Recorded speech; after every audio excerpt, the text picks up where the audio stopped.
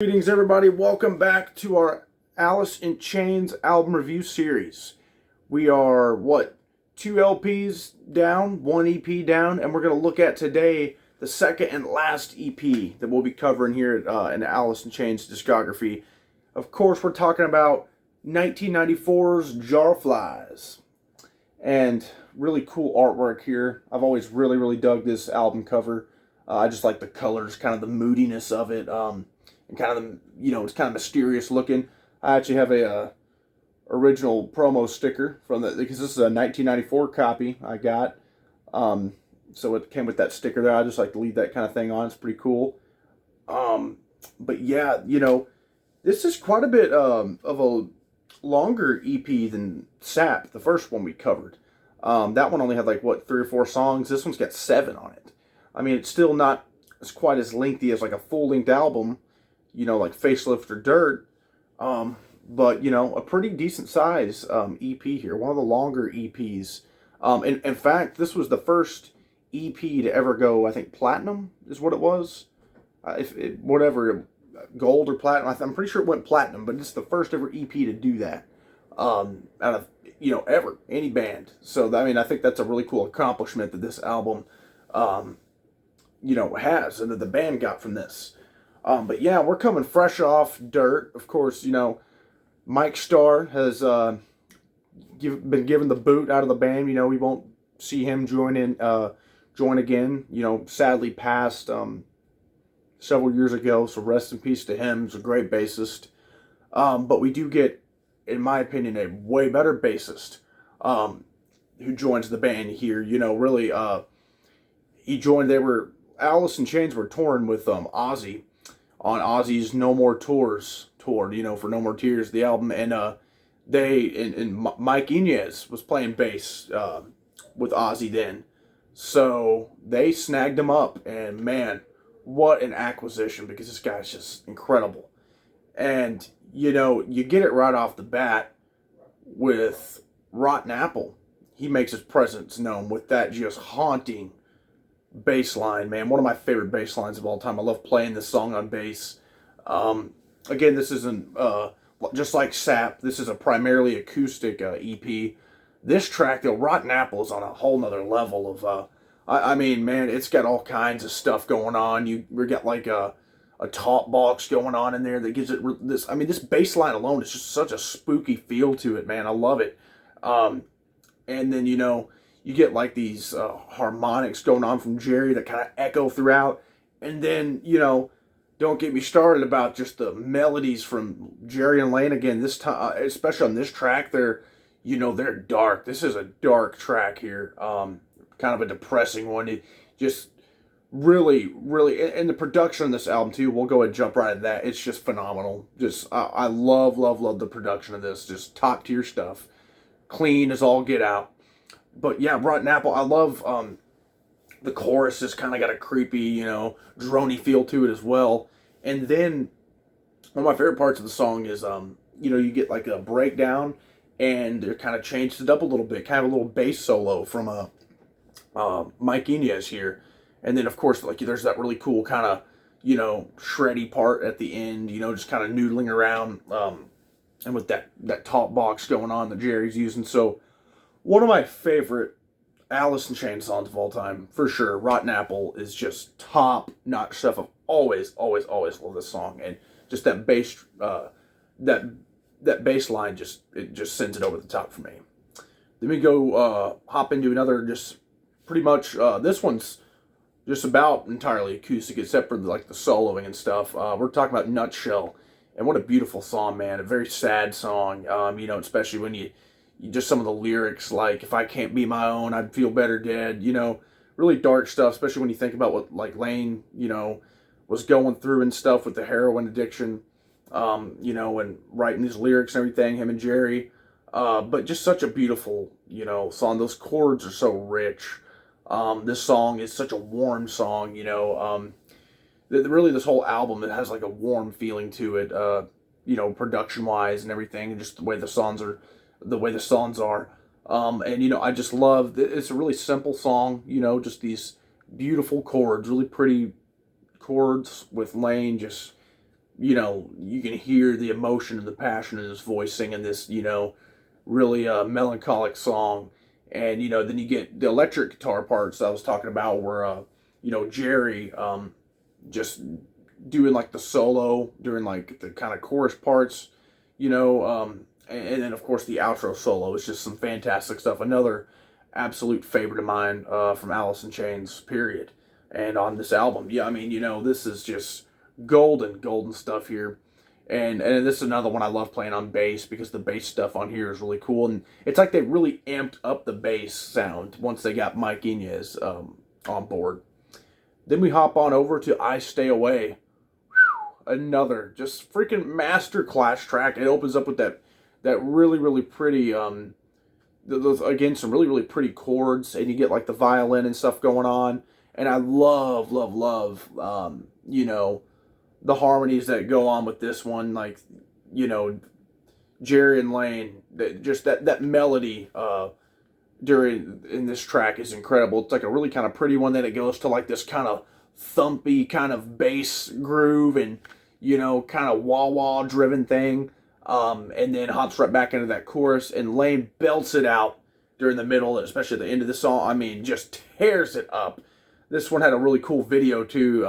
Back in the day, they were like puppets, and pretty cool looking video if you want to check it out. But I love this song. Really it's like a two-faced song. It's like really pretty, and then kind of has its kind of weird, like, again, droney kind of feel to it during like these verses and everything.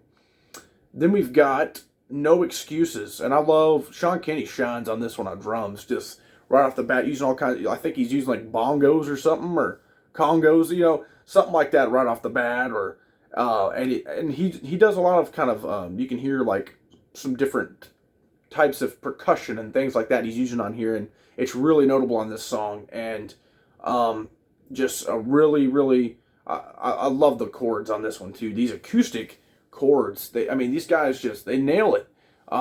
They show both their sides, the heaviness on like dirt, and then to go straight into this. And it was the same with Facelift, Right in the Sap. It's crazy, they can pull this stuff off so well.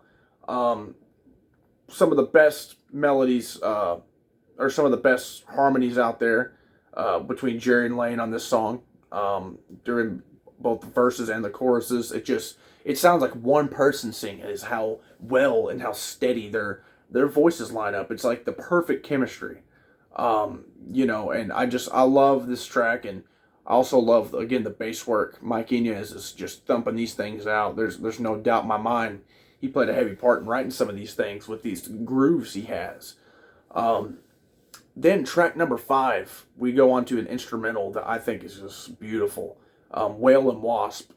And it gets that name because it sounds like that. It sounds like the wailing kind of, guitar from kind of bend from Jerry, and then he's also playing acoustic over it that kind of sounds like little stingings of a wasp going around, little buzzes going around. And then you get like some violin coming in there. It just such a powerful moment. This album really, that song could bring you to tears, and it's only 2 minutes 35 seconds just because of the beauty of it. And just really, it just the build up into that big part where the orchestral section comes in and everything is just really cool. So I love Whale and Wasp, such a hidden gem in their discography. These guys don't really do a lot of instrumental tracks, so for them to throw one on here and just knock it out of the freaking park right off the bat is phenomenal. Then we go with Don't Follow. Really kind of sad one. Jerry takes lead vocals on here for the most part until Lane ends up kicking in kind of near the end, where they get like you think the track is over pretty much, as Jerry's kind of seeing it through kind of slow, and then it kind of stops, and then these chords kick in and the speed just starts getting picked up, and Lane belts it out. There's harmonica going on in here, kind of takes like a southern kind of feel to it, after that first kind of half of the song. And I just love it. But even though it's like a surprise that it continues on, if you've never heard the song before, it is a really smooth transition. Like, it fits so well. And then it closes out. And, again, just some kind of really, really sad lyrics on here. This is can be kind of a depressing album at times, but I mean, I love it. I could listen to it any freaking time. And we close it with kind of a weird way to close. I personally think "Don't Follow" should have closed this thing. I've always thought that. Although I don't dislike this track here. "Swing on This," which is it's kind of a swingy track. It starts off with like a groovy kind of bluesy bass line from Inez that's pretty cool, and just some kind of strumming from the acoustic and some cool melodies and everything. And it kind of takes from like "I Stay Away's" like kind of section where it's all drony and kind of crazy and chaotic. Kind of does that in the chorus in this one, which is cool. And I do dig this song. I've especially grown to like it, more and more as the years have gone by. I used to really not like it at all when I was in high school and everything. But I mean, I do dig "Swing on This." I just think maybe put "Don't Follow" at the end. That would really close out this thing best, I think. But it isn't a bad closer. And maybe it's just kind of to break up this track's there to kind of break up kind of the sadness and emotional stuff that that a lot of these previous tracks did.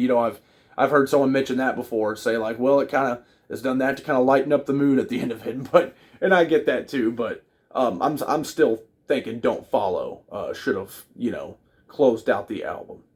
But yeah, it's crazy that these guys recorded this album like in a week too. I mean, after that Dirt tour, apparently, everybody was, evicted from their apartments and everything. So they all just went living in the studio and recorded this thing in like a week and put it out, and bam, first EP to make platinum or gold, whatever it did. I'm pretty sure it was platinum, but if it's not, I mean, you can correct me in the comments or, whatever. But either way, huge achievement. One of the best EPs of all time, for sure. It's just an all-time classic in these guys' discography, an all-time 90s classic, just beautiful, beautiful, and dare I say it, a masterpiece yet again from Alice in Chains. We're 4 things in here, guys, and next time we get to take a peek, sadly, at the last Lane Staley led album with the self-titled album, Alice in Chains, or, a lot of people call it Tripod or Three-Legged Dog. I mean, that kind of happens to self-titled albums a lot, where, fans kind of dub it something like the White Album for the Beatles, the Black Album for Metallica, and then for, Three-Legged Dog for Alice in Chains. So we're going to be taking a peek at that one that came out just a year after this one. And I thought about it, and I'm not going to be reviewing or counting the Unplugged set in this ranking review series, because it's kind of hard to do that whenever it's a live thing, and it's also all tracks, except I think there's like one new track on there, "Killer Is Me" or whatever, but it's all tracks, combined from the albums prior, so it's not really fair. It's like they're picking out great stuff off each of these, so I'm not going to count that, but just throwing it out there, I do love that MTV Unplugged, probably my favorite MTV Unplugged of all time. But yeah, I just thought I would go ahead and say that before, so the next time will be the last time we get to, talk about Lane singing on an album for Alice. So, but with that being said, guys, what do you guys think about this EP?